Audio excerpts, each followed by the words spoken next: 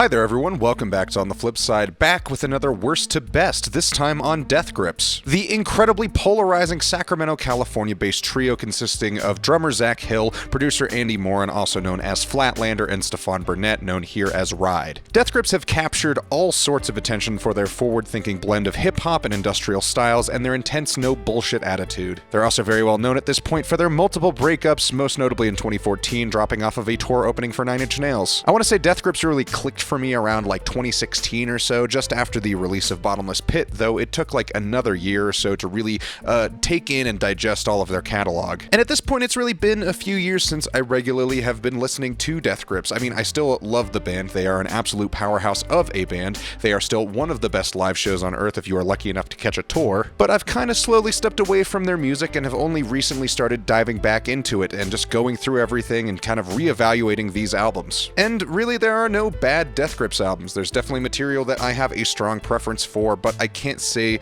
that Death Grips have ever really put out something that I have just downright hated. So with that in mind, this is my worst to best for Death Grips. We are going to be focusing on studio releases. I'm not really worrying about Gmail and the restraining orders, or More Than the Fairy, or Live from Death Valley, or the Death Grips EP, though Face Melter is probably one of my favorite tracks in their catalog. I will be including Steroids, though, as it feels to me like a proper studio release. So I'm going to start with some fairly low-hanging fruit with Interview 2016 and Fashion Week. These released in 2015 and 2016 respectively. I am going to be lumping these together because the vinyl release happens to be both of them. Both of these collections of tracks are leftover, unused, or otherwise unfinished beats, basically scrapped tracks that weren't used. So Fashion Week is a collection of beats that didn't make it onto the Money Store, and Interview 2016 being outtakes from the first half of The Powers That Be, or alternate takes like Interview B, which seems to be like a variation on Say Hey Kid. But these beats, despite the varying quality, are still very solid, and there are some standout tracks from each release, notably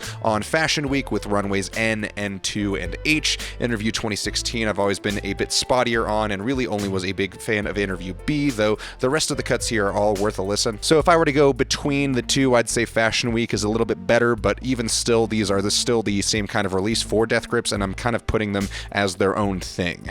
Really, the only Death Grips tracks that deserve to be at the bottom of this list are the songs that aren't done. Up next, I'm going with 2013's Government Plates. You might think he loves you for your money, but I know what he really loves you for. It's your brand new leopard skin pillbox hat. Probably is one of the best tracks in the catalog, possibly their best album opener as well, but the momentum such a colossal track creates here is really hard to follow up, and they don't really. After this is Anne Bonny, which is fine, but immediately shifts the tone of the album from this ferocious, absolute house demolisher to a much more subdued, no less experimental, but much lower key track. And that kind of goes through the rest of the album, which is mostly good. I do really like Birds, I'm Overflow through Government Plates is a really solid suite of tracks that feels very deep house influence, but I don't really care for a lot of the tracks past that. And I think that there's some very solid moments here, but as an overarching experience, it's a little bit lacking, it's a little bit raw, and not in a great way. And it's certainly not awful. There are times where this album does hit right, but for the most part, I think it earns its spot towards the bottom of the list for its general sporadic quality. I'm not really sure what the response is going to be for this next album's placement, so I'm just going to say it. I think Year of the Snitch is probably my next choice for the worst to best list. Like most people who are really into Death Grips for any amount of time, I feel that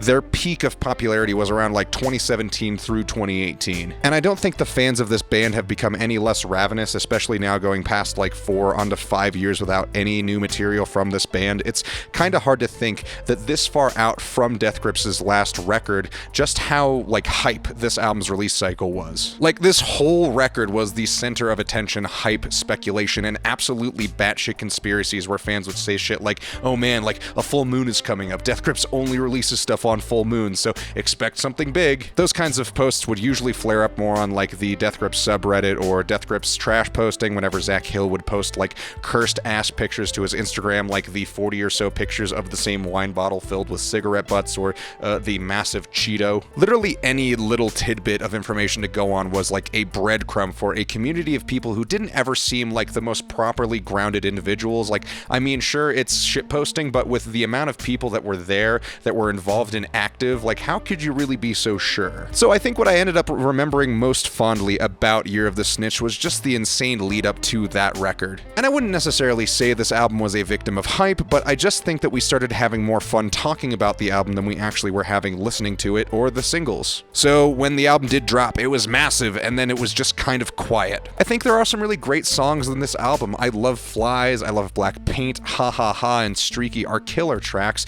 The Fear is a really cool claustrophobic song that just crushes. But past that, tracks like Linda's in Custody or Disappointed or even Shit Show kind of underdeliver. It's a big experimental psych rap album that tries a lot and at points is brilliant, but with the benefit of hindsight, it seems like its quality was kind of capped from the start because of the sources and the styles that were being drawn from and played with on this album. I think there was only so much that could be done here, and Death Grips very thoroughly explored every avenue they could just before hitting some level of redundancy. Alright, I think next up I'm going with No Love Deep Web. No Love Deep Web is a great cornerstone album for these guys, and while I don't love all of the songs here, some of their best and most iconic material is on this project. Come Up and Get Me is one of the most unhinged tracks that they've ever put out. Lil Boy with its pounding hypnotic beats follows that track very nicely. No Love is just a complete banger. Lock Your Doors is one of my favorite Death Grips tracks with its exceptionally in-your-face lyrics. I've Got Some Shit to Say Just for the Fuck of It is just such a killer line. Hunger Games with its glitchy, strobing 808s and Ride's nebulous lyric work is brilliant. Deep Web with its excessive walls of noise and careening roars from Andy Moran's production on top of this bestial delivery that Ride is belting out. Stockton, Bass Rattle Stars at the Sky, Artificial Death in the West, fucking killer songs. It's a great album, and to be perfectly honest, has floated all over this list in the past, but as of right now, this is where it's gonna sit. Up next, we're going with 2017's Steroids. I think some people are gonna criticize me putting this above No Love Deep Web, but I cannot get enough of Steroids as a project. It is just,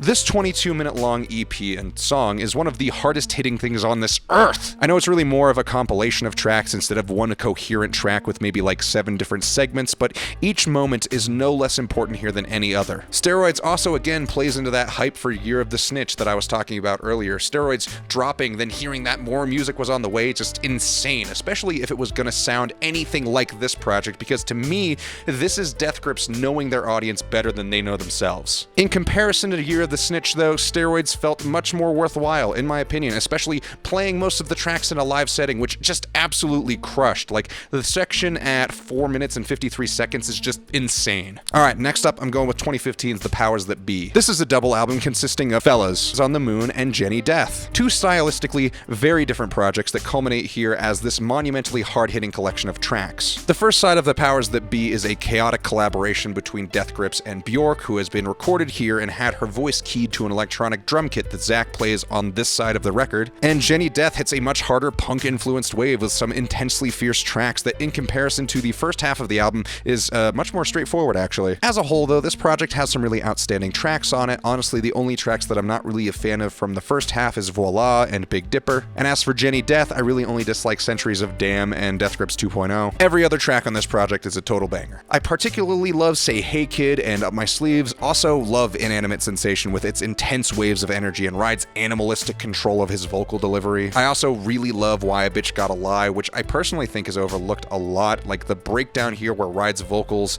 is just like run through this heavy vocal processor is just fucking awesome. And I don't think I can talk about this album without bringing up On GP, which is thematically one of the most revealing tracks the band has ever put out. It's intensely personal and incredibly dark, with the song's main motif of like, if there weren't people like family and friends in presumably Ride's life, he would just kill himself on GP, which is on general principle, basically that being the obvious choice. The lyricism is just fantastic. It can be esoteric at points, but I think it is largely a wonderful piece of poetry that I would highly recommend checking out the lyrics for. Anyway, moving on, I think next up I'm going with the 2011 debut, Ex-Military. I'm not sure what can be said about Ex-Military that hasn't already been said. It is one of the single most powerful and most impactful hip-hop releases of all time, and I know plenty of people who would put this at the top of their lists, and by all accounts, there are lots of strong and valid arguments why it should be there. But for me, I just think that this is far from the peak of Death Grips' material. It is a very high point and a monumental album, but I think it is just the first glimpse of where this band was going to go, and a raw,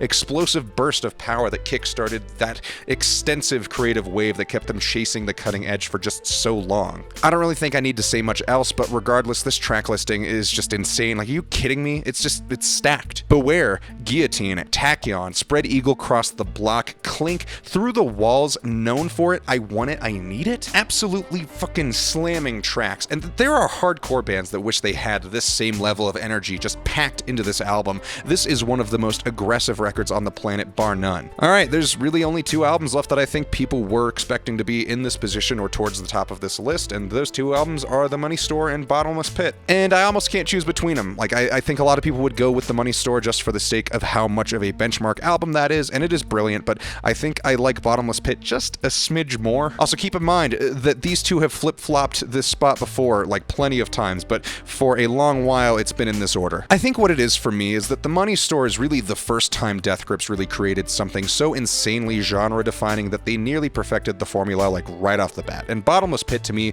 feels like another go-around at that, and with very slight adjustments, and I think to me it's kind of the peak of quality. They just did enough tweaking where it's like, clicks perfectly. Also, keep in mind, there are no bad tracks on either of these albums. Not a single song is unworthy of being at the top of this list. So that's pretty much it. I'm really hoping that we can get some new Death Grips material at some point soon because, man, it's been a while. I'm hoping that with this long hiatus, if we do get new material, that it'll be like more reinvigorated and inspired after this very long break. If you've been keeping up with any of the weird stuff on thirdworlds.net, you'll probably have heard or at least figured some about this whole September 21st thing that's been floating around. Hopefully something comes of that. Anyway, on that note, please let me know what you thought of this worst to best, and please let me know what your worst to best is in the comments below. Thank you all so much for watching. Remember to like and subscribe. Check out my Instagram, my Reverb, and my Depop. Links to those are in the description below. Thank you all so much again, and we'll see you on the flip side.